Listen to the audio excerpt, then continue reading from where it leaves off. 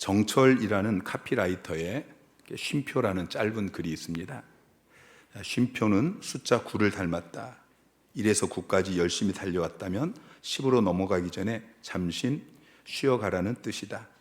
9에서도 쉬어주지 않고 10, 11로 허겁지겁 달려가는 사람은 12는 구경도 하지 못하고 지쳐 주저앉고 만다. 쉼표에 인색하지 말라. 쉼표를 찍을 줄 아는 사람만이 맞춤법까지 찍을 수 있다. 여러분, 악보에 보면은 쉼표가 있습니다. 쉼표에서 쉬지 않고 처음부터 끝까지 노래를 부르면 숨 막혀서 죽게 되죠. 여러분, 우리 인생이 여러 개의 쉼표와 하나의 마침표로 찍히는 이 긴 문장이라는 것을 기억하시기 바랍니다. 중간중간에 쉼이 필요해요. 그런데 대부분의 사람들의 삶을 보면은 쉼표가 없습니다. 쉼 없이 달려가다가 40대 과로사로 하루아침에 숨이 막혀서 죽어가는 사람들이 우리 주변에 많이 있습니다. 하나님께서 허겁지겁 쉼 없이 달려가는 저와 여러분을 위해서 주신 쉼표가 있습니다. 그것은 안식일입니다. 주일이죠. 오늘도 주님께서 저와 여러분을 초청하십니다. 수고하고 무거운 짐진 자들아, 다 내게로 오라. 내가 너희를 쉬게 하리라. 그 주님의 부르심에 순종해서 잠시 쉼표를 찍고 이 자리에 나오신 여러분 모두를 주님의 이름으로 환영하고 축복합니다. 문화부 장관을 지내셨던 이어령 씨가 쓰신 신한국인이라는 책이 있습니다. 그 책에 보면은 옛날 전통적인 한국인과 새로운 시대의 한국인의 생활 양식을 밥 세대 그리고 라면 세대 이렇게 나누어서 이야기를 합니다. 이 두 세대의 차이점이 뭐냐? 한마디로 속도감입니다. 옛날 한국인들은 기다림에 익숙한 인내의 세대였습니다. 근데 새로운 시대 한국인은 조급해진 빨리빨리의 세대라는 것이죠. 우리가 지금까지 빨리빨리를 외치면서 그렇게 쉼없이 달려왔습니다.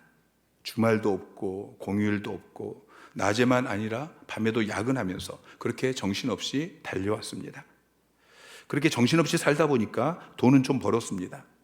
생활 수준은 좀 올라갔습니다. 선진국이 된 것 같습니다. 근데 사회적으로 보면 여기저기에 수많은 문제로 신음하고 고통 가운데 있죠. 우리나라가 자살률 세계 1위입니다. 이혼율 세계 1위, 30대 40대 과로사 세계 1위, 교통사고율 세계 1위, 각종 불명예스러운 통계의 세계 1위를 차지하고 있습니다. 여러분, 이 통계가 말해주는 것이 무엇입니까? 모든 사람들이 수고하고 무거운 짐을 지고 허덕거리며 살고 있다는 것이죠. 설교 후에 부를 찬송가 가사가 걱정, 근심, 무거운 짐, 아니신 자 누군가. 걱정, 근심, 무거운 짐, 아니신 자 누군가. 걱정, 근심, 무거운 짐을 지지 않은 사람이 거의 없습니다. 내 주위 어디를 둘러봐도 저마다 수고하고 무거운 짐을 지고 허덕거리며 살아가고 있는 것이죠. 어떤 심리학자는 그 인생의 무거운 짐을 지고 살아가고 있는 사람들의 삶의 모습을 보이지 않는 배낭을 메고 산다, 이렇게 표현했어요. 보이지 않는 배낭. 제가 지난 안식월 때 배낭 여행을 했습니다. 아내가 손을 다쳐서 저 혼자서 캐리어 하나 끌고 그 등에는 무거운 배낭을 맸어요. 샘소나이트 아주 비싼 가방이에요. 겉으로 볼 땐 참 멋있죠. 그런데 그거 혼자 계속 메고 있으면 힘듭니다. 벗어버리고 싶어요. 근데 벗어버릴 수가 없잖아요. 근데 모든 사람들이 다 그런 짐을 지고 살아가고 있습니다. 그리고 찬송가 가사처럼 무거운 짐을 나 홀로 지고 견디다 못해 쓰러질 때가 있습니다. 가난한 사람만이 아니고 부자도 그렇습니다. 힘없는 사람만이 아니고 권력을 가진 사람도 그렇습니다. 누구나 제각각 수고하고 무거운 짐을 지고 살아가고 있습니다. 남자들은 직장에서 얼마나 수고하고 또 무거운 짐을 지고 있습니까? 요즘은 여자들도 동일하게 직장 생활합니다. 직장에서 수고하고 무거운 짐을 지고 또 가정에 돌아오면 가사일이 있잖아요. 자녀들 또 양육해야 되잖아요. 이 수고하고 무거운 짐을 또 짊어져야 돼요. 우리가 자녀들을 바라보면서 쟤들은 무슨 수고하고 무거운 짐이 있을까? 그런데 그들도 공부를 하는 그 무거운 짐을 지고 있어요. 공부만 하면 되는 것이 아니고 요즘은 아르바이트도 해야 돼요. 열심히 공부를 해도 취업이 안 돼서 또 어깨가 무거워져요. 그러고 보면은 목사가 제일 편하고, 목사는 아무 짐도 없는 것 같죠. 여러분, 목사도 하나님 앞에서 성도를 맡은 자로서 이 영적인 책임감이라는 무거운 짐을 짊어지고 있어요. 설교가 가장 큰 축복이고 또 설교하는 것이 가장 행복한 시간이고, 그런데 또 한편으로는 가장 큰 짐이에요. 안식월을 마치고 귀국하기 전날 꿈을 꿨어요. 설교가 준비가 안 돼가지고 막 당황하는, 5주 동안 설교를 하지 않다가 어떤 사람은 태어나면서 건강이 안 좋아서 장애가 있어서 평생 육체적인 짐을 지고 살아가는 사람이 있습니다. 어떤 사람은 사람을 잘못 만나서 남의 짐을 대신 짊어지고 그렇게 살아가는 사람이 있습니다. 부채의 짐을 지고 살아가는 사람도 꽤 많습니다. 작년 데이터를 보니까 가구당 평균 부채가 9,128만 원이나 된다고 이야기합니다. 사랑하는 성도 여러분, 지금 여러분이 지고 있는 그 수고하고 무거운 짐은 무엇입니까? 그것이 가정의 짐이든 직장의 짐이든 또는 사역의 짐이든 그 수고하고 무거운 짐을 나 홀로 지고 견디다 못해 쓰러지지 마시기 바랍니다. 이 시간 주님께서 여러분에게 말씀하십니다. 수고하고 무거운 짐진 자들아, 다 내게로 오라. 내가 너희를 쉬게 하리라. 여러분, 예수님께 나아가면 쉼이 있습니다. 예수님께 참된 안식이 있습니다. 예수님은 우리의 온전한 쉼표가 되십니다. 여러분, 예수님께 나아가서 그 수고하고 무거운 모든 짐을 내려놓고 쉼을 누리는 여러분 남은 인생 되시기를 주님의 이름으로 축원합니다. 주님께 나아가면 수고하고 무거운 짐을 내려놓고 쉼을 얻게 되어집니다. 특별히 마음의 쉼을 주신다고 말씀하고 있어요.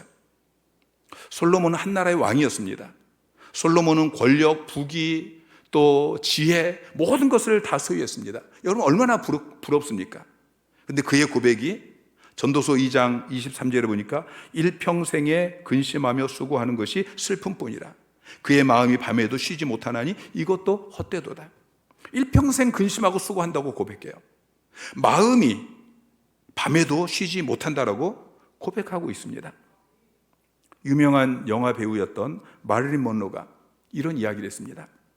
나는 한 여성이 지닐 수 있는 모든 것을 가졌습니다. 나는 젊습니다. 나는 아름답습니다. 나는 돈이 많습니다. 나는 사랑에 굶주리지 않았습니다.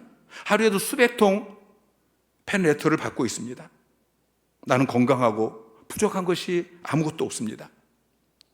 그런데 웬일일까요? 나는 이렇게도 공허하고 이렇게도 불행합니다. 나는 이유 없이 불행합니다. 마릴린 먼로 역시 모든 것을 가졌지만 마음의 쉼이 없습니다. 마음이 허무하고 고독했습니다. 결국 그는 수면제 먹고 자살했습니다. 요즘은 자살을 너무 쉽게 하죠. 그런데 자살자의 50% 이상이 주요 우울 장애를 겪었다고 이야기합니다. 마음의 근심 때문에 자살한 거예요. 여러분, 이게 어찌 솔로몬만의 고백이고 마릴린 먼로만의 이야기이겠습니까? 누구나 그럴 수 있습니다. 그러나 주님께서는 저와 여러분이 일평생 근심하고 수고하고 그리고 밤에도 마음이 쉬지 못하다가 지쳐 쓰러지기를 원하지 않으십니다. 주님은 여러분에게 마음의 쉼을 주기를 원하십니다. 자, 그러면 우리가 참된 안식을 얻기 위해서, 쉼을 누리기 위해서 어떻게 해야 합니까? 오늘 본문은 주님께서 우리에게 쉼을 주시겠다고 말씀하시면서 두 가지를 제시합니다. 28절에는 내게로 오라. 내가 너희를 쉬게 하리라. 29절에는 나의 멍에를 메고 내게 배우라. 그리하면 너희 마음이 쉼을 얻으리니. 두 가지를 이야기하죠. 여러분, 참된 안식을 누리기를 원하신다면 주님께 나아가시기 바랍니다. 28절의 강조점은 나예요. 내게로 오라 그래서 예수님께로 나오라. 내가 쉬게 하겠다. 여러분, 무거운 짐을 지고 지쳐 쓰러져가는 사람에게 지금 당장 필요한 것은 그 짐을 내려놓고 쉴 만한 곳이에요. 근데 문제는 이 세상 어디에도 그렇게 쉴 만한 곳이 없다는 것이죠. 가정이 쉴 곳이 돼야 되는데 현대는 가정이 안식처가 되지 못하고 있습니다. 어떤 사람들은 이 무거운 짐을 내려놓고 쉬기 위해서 영화를 보기도 하고, 게임을 하기도 하고 잠을 자기도 하고 여행을 하기도 하고 술을 마시기도 하고 마약까지 하지요. 근데 그렇게 해서 잠깐 잊어버릴 수는 있습니다. 그러나 이 수고하고 무거운 짐이 없어지는 것은 아니죠. 제가 안식월을 가면서 두 가지를 기대하고 갔어요. 첫 번째는 쉼이었고 두 번째는 전환이었습니다. 8년 전에 제가 잠깐 안식월을 갖고 지금까지 월, 화, 수, 목, 금, 토, 일 쉴 틈 없이 그렇게 달려왔습니다. 그러다가 뭐 계속 여기저기에서 떠미셔서 안식월을 다녀왔는데 제가 안식월 때 깨달은 것이 쉼은 일을 멈추는 데서 오는 것이 아니다. 쉼은 그냥 마음껏 여행하는 데서 오는 것이 아니다. 쉼은 주님 안에서 오는 것이다. 여러분 믿으십니까? 어거스틴이 이렇게 이야기했습니다. 하나님 당신께서는 우리를 당신을 위한 존재로 창조하셨습니다. 그리하여 우리의 마음은 주님 안에서 쉬기 전까지는 결코 쉼을 누릴 수 없습니다. 여러분 우리의 마음은 주님 안에서 쉼을 얻기까지는 결코 쉼을 누릴 수 없습니다. 주님만이 나의 무거운 짐을 대신 짊어지시고 나를 온전히 쉬게 하시는 분이십니다. 시편 68편 19절에 날마다 우리 짐을 지시는 주 곧 우리의 구원이신 하나님을 찬송할지로다. 여러분 믿으십니까? 날마다 우리 짐을 지시는 주. 여러분 그렇게 믿으신다면 수고하고 무거운 짐이 느껴질 때마다 주님께 나아가시기 바랍니다. 아무도 없는 곳에 가서 한숨 자고 나오지 마시고 골방에 들어가서 무릎 꿇고 기도하세요. 그러면 주님께서 내 수고하고 무거운 모든 짐을 대신 맡아 주실 것입니다. 내 모든 시험 무거운 짐을 주 예수 앞에 아뢰이면 근심에 쌓인 날 돌아보사 내 근심 모두 맡으시네. 무거운 짐을 나 홀로 지고 견디다 못해 쓰러질 때 불쌍히 여겨 구원해 주리. 은혜의 주님 오직 예수. 지금 여러분이 짊어지고 있는 그 수고하고 무거운 짐이 무엇입니까? 주님께 나아가시기 바랍니다. 주님께 내어 맡기시기 바랍니다. 그리고 두 번째, 주님의 멍에를 매셔야 됩니다. 29절 말씀 다시 같이 읽겠습니다. 나는 마음이 온유하고 겸손하니 나의 멍에를 메고 내게 배우라. 그러면 너희 마음이 쉼을 얻으리니. 자, 나의 멍에를 메고 내게 배우면 그러면 너희 마음이 쉼을 얻을 것이라고 말씀하고 있죠. 여러분 멍에는 소나 나귀에게 짐을 지우게 하거나 또는 밭을 갈게 하거나 그러기 위해서 목에 씌우는 것이 그게 멍에입니다. 소가 일단 멍에를 매면은 그때부터는 자기가 하고 싶은 것을 할 수 없습니다. 주인이 가라고 하면 가야 되고 또 멈추라고 하면 멈춰야 됩니다. 짐을 옮기라고 하든지 밭을 갈라고 하든지 주인이 시키는 대로 해야 되는 것이죠. 근데 주님께서 우리에게 그 멍에를 매라고 말씀하십니다.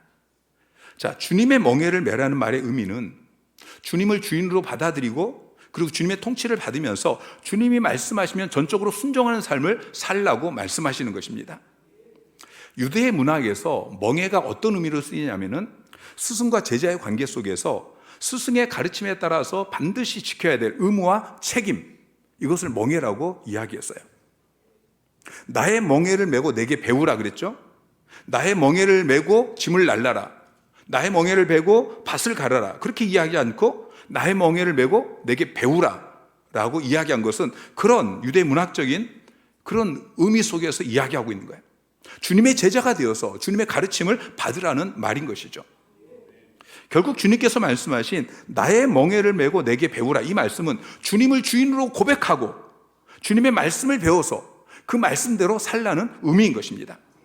주님을 주인으로 고백하고 주님의 말씀을 배워서 그 말씀대로 사는, 그러면 너희 마음이 쉼을 얻을 것이다 라고 말씀하고 있습니다. 사람들은 오늘 본문에서 28절 말씀만 좋아합니다. 수고하고 무거운 짐진 자들아 다 내게로 오라. 내가 너희를 쉬게 하리라. 그런데 29절 조건이 있습니다. 여러분 29절을 놓치면 안 됩니다. 멍에를 메고 배워야 합니다. 그런데 28절을 읽으면서 은혜를 받았던 사람이 29절에 오면은 이게 뭐지? 그럽니다. 수고하고 무거운 짐을 벗어나기 위해서 교회를 나왔는데 오히려 멍에를 메라고 그래요. 주의를 지켜라. 예배를 드려라. 이것도 하고 저것도 해라. 요구하는 게 많아요. 그러니까 교회 나오니까 짐이 더 많아졌어. 혹대로 왔다 혹 더 붙여서 가네. 그러면서 신앙생활을 포기하는 사람들이 많이 있어요. 근데 주님께서 30절에 내 멍에는 쉽고 내 짐은 가볍다라고 말씀하십니다. 여러분 기억하세요. 내 멍에는 쉽고 내 짐은 가볍다. 여러분 주님의 가르침, 주님의 교훈, 주님의 명령을, 주님의 말씀을 어렵고 무겁게 생각하지 마시기 바랍니다. 내 삶을 꽉 조여서 내 인생을 힘들게 만들 것으로 오해하지 마시기 바랍니다. 요한일서 5장 3절 말씀 시작. 하나님을 사랑하는 것은 이것이니 우리가 그의 계명들을 지키는 것이라. 그의 계명들은 무거운 것이 아니로다. 자, 그의 계명, 하나님의 계명들은 무거운 것이 아니라라고 성경이 분명히 말씀하고 있습니다. 신명기 10장 13절 말씀 시작. 내 행복을 위하여 내게 명하는 여호와의 명령과 규례를 지킬 것이 아니냐. 내 행복을 위해서 명령한다고 말씀하고 있는 것이죠. 여러분 신앙생활이 어렵다면 그것은 여러분이 멍에를 메지 않았기 때문이에요. 멍에를 메고 예수님을 따르지 않기 때문에 신앙생활이 어려운 것입니다. 오늘날 이런 그리스도인들이 너무 많습니다. 예수 믿고 교회를 다니는데 여전히 수고하고 무거운 짐을 지고 끙끙거리며 살아가게 되어지죠. 여러분 우리 인생에 수고하고 무거운 짐이 언제 그리고 왜 생겼는지 아십니까? 인간은 본래 에덴 동산에서 수고하고 무거운 짐을 지지 않고 하나님이 공고하신 풍성한 삶을 누리며 살도록 창조되었습니다. 그런데 창세기 3장 17절에 아담에게 이르시되 내가 내 아내의 말을 듣고 내가 내게 먹지 말라 한 나무의 열매를 먹었은즉 땅은 너로 말미암아 저주를 받고 너는 내 평생에 수고하여야 그 소산을 먹으리라. 자, 하나님께서 아담에게 선악과 먹지 말라 말씀하셨어요. 자, 왜 이렇게 명령하셨죠? 하나님께서 아담에게 선악과를 먹지 말라고 명령하신 이유가 무엇일까요? 무엇 때문에요? 행복 때문에. 조금 전에 말씀 읽었잖아요. 행복하라고 말씀하셨어요. 여러분 이 계명은 무거워요? 쉬워요? 여러분 무겁지 않아요. 안 먹으면 돼요. 그런데 아담이 계명을 안 지켰어요. 하나님 말씀에 불순종하고 선악과를 따먹었어요. 그 결과 에덴 동산에서 쫓겨나게 되어졌고 그리고 너는 내 평생에 수고하여야 그 소산을 먹으리라. 평생 수고하고 살다가 죽는 존재가 된 것이죠. 여러분 수고하고 무거운 짐을 내려놓고 쉼을 누리기 위해서 어떻게 해야 됩니까? 하나님 말씀의 그 멍에로 나를 묶어야 돼요. 그리고 그 말씀대로 순종하며 살아야 돼요. 그러면 그때부터 내 인생이 수고하고 무거운 짐을 지고 사는 인생이 아니고 쉼을 누리는 인생이 되는 것입니다. 여러분 믿으시기 바랍니다. 여러분 신앙생활은 먼저 내 수고하고 무거운 짐을 주님께 내어 맡겨야 돼요. 시편 55편 22절 말씀 시작. 내 짐을 여호와께 맡기라. 그가 너를 붙드시고 의인의 요동함을 영원히 허락하지 아니하시리로다. 내 짐을 여호와께 맡기라고 말씀하고 있어요. 여러분 지금 여러분이 짊어지고 수고하는 그 무거운 짐이 무엇입니까? 여러분 죄짐을 지고 계십니까? 물질의 짐을 지고 계십니까? 남편이 아내가 짐이십니까? 자녀가 여러분 짐이십니까? 여러분 사역의 짐을 짊어지고 계십니까? 여러분 그것이 무엇이든지 이 시간 그 모든 짐을 주님께 내어 맡기시기 바랍니다. 주님께 내어 맡기면 그때부터 그 짐은 여러분의 짐이 아닙니다. 주님의 짐입니다. 주님이 책임지십니다. 그리고 그 다음에 우리는 주님의 멍에를 메고 주님이 말씀하신 대로 순종하며 살아가는 것입니다. 그러면 마음에 쉼을 주신다고 약속하고 계셔요. 여러분 하나님의 말씀은 우리 인생의 사용 설명서입니다. 하나님 말씀은 우리 인생의 내비게이션입니다. 옛날에는 차를 운전해서 초행길을 갈 때는 지도책을 보고 갔어요. 여러분 기억나시나요? 지도책에서 내가 가야 될 이 목적지를 먼저 찾고 그리고 또 중간중간 운전하면서 지도책을 보잖아요. 지금 맞게 가고 있는가. 두리번거리면서 그렇게 가니까 운전하는 게 힘들어요. 근데 요즘 그럴 필요가 없어요. 그냥 내비게이션 켜고서 내비게이션이 안내하는 대로 가면 됩니다. 여러분, 내비게이션을 켜면은 그게 멍해요. 그때부터는 내가 가고 싶은 대로 갈 수가 없어요. 가라는 대로 가야 돼요. 근데 그렇게 가면 마음이 쉼을 얻어요. 여러분, 우리가 인생을 살아가면서 새 여자 말만 잘 들으면 된다고 그러잖아요. 어렸을 때 어머니 말 잘 들으면 되고, 결혼하고 나면은 아내 말 잘 들으면 되고, 그리고 운전할 때는 내비게이션에서 나오는 그 여자 말만 잘 들으면 돼요. 여러분, 이건 웃자고 한 이야기고, 나의 목자이신 주님, 그분의 음성에 귀를 기울이고 그분 말씀만 잘 들으면 되는 거예요. 여러분, 그게 멍해를 매는 거예요.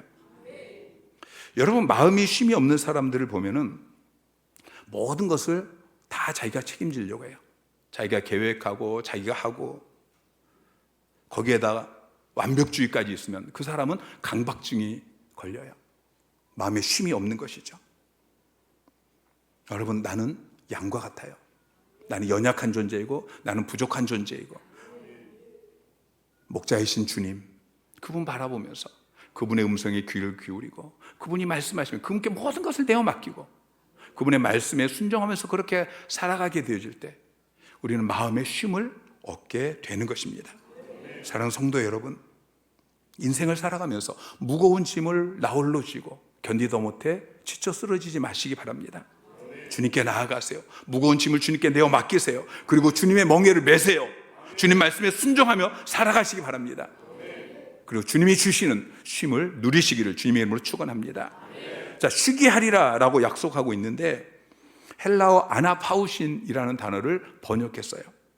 아나파우신이라는 단어의 원 의미는 안식하게 하리라, 그런 의미예요. 안식하게 하리라. 주님이 주시는 쉼은 휴식이 아니고 안식이에요. 여러분, 휴식은 그냥 일손을 멈추고 쉬는 거예요. 안식은 평안히 쉬는 거예요. 전혀 다르죠.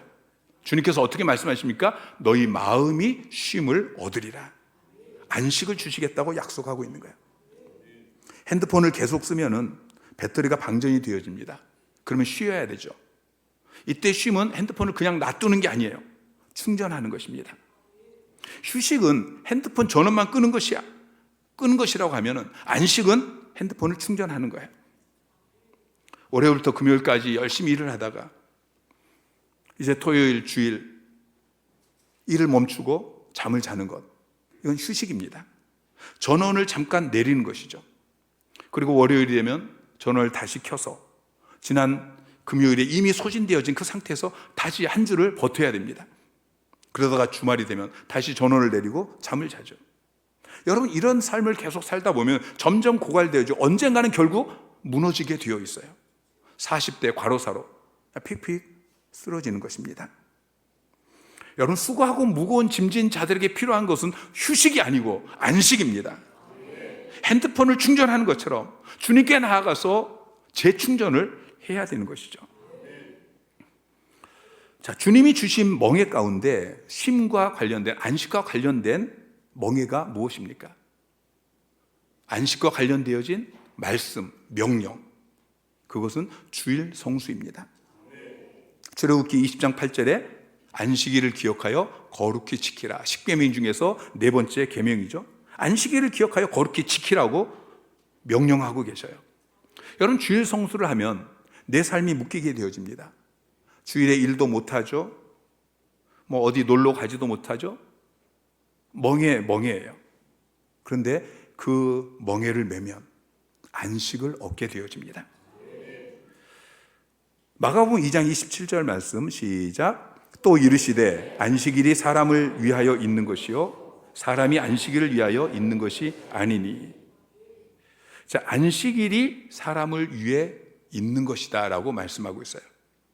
여러분, 우리가 안식일에, 주일에 하나님께 예배하고 또 하나님을 위해서 봉사하고 희생하고 짐을 지고, 여러분, 그러기 위해서 안식일이 있는 것이 아니고 여러분을 위해서 안식일이 있다고 성경은 말씀하고 있어요. 하나님께서 6일 동안 천지를 창조하셨습니다. 그리고 여섯째 날 마지막으로 인간을 창조하시고 그리고 제7일을 안식일로 선포하셨어요. 자, 하나님 편에서 보면은 6일을 일하고 7일째 쉬신 것처럼 그렇게 보이죠. 근데 하나님은 안식이 필요하신 분이 아니에요? 하나님은 쉼이 필요하신 분이 아니에요. 여러분, 안식일은 누구를 위해 있다고요? 사람을 위해 만드신 거예요. 아담은 6일째 창조되었습니다. 그날 하나님께서 또다시 갈비뼈를 뽑아서 하와를 만드셨습니다. 그리고 저녁이 되었습니다. 그 저녁부터 안식일이 시작되어진 거예요. 다시 말하면 아담과 하와는 먼저 안식하고 그리고 나머지 6일을 살았어요. 여러분, 하나님께서 인간에게 처음부터 안식을 주셨어요. 그 안식을 통해서 한 주 동안 세상에서 살아갈 그 모든 것들을 하나님 앞에서 공급받고 충전받고 그리고 세상에 나아가서 살게 되는 것이죠. 여러분, 달력을 보면은 주일이 첫째 날이에요? 마지막 날이에요? 첫째 날이죠. 첫째 날이에요. 그리고 주일은 무조건 빨간색입니다. 그러니까 무조건 쉬라는 거예요. 하나님께 나아가서 수고하고 무거운 모든 짐을 내려놓고 안식을 누리고 새 힘을 충전받으라는 것입니다. 그래야 월, 화, 수, 목, 금, 토 승리하는 삶을 살 수 있게 되는 것입니다.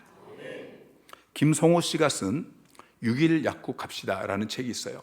47만 부 이상 팔린 스터디셀러인데요.